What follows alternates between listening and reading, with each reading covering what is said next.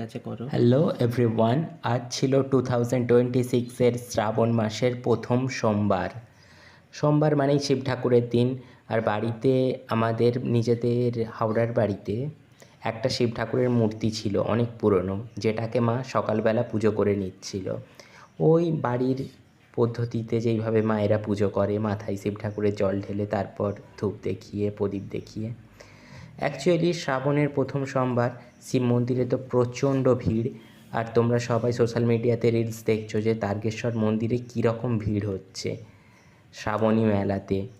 ওই লাইটের যে লেজার শোটা হচ্ছে না, সেটার জন্য আরও বেশি ভিড়। আর এখানে বাড়ির যে অন্যান্য ঠাকুরের মূর্তি ছিল সেখানেও মা ফুল দিয়েছিল।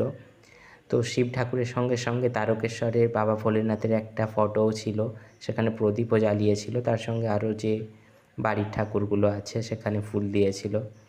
আর কিছুদিন আগে কালী পুজো হলো বাড়িতে, সেই জন্য মা তারারও মূর্তি মানে ফটো এখানে রাখা রয়েছে।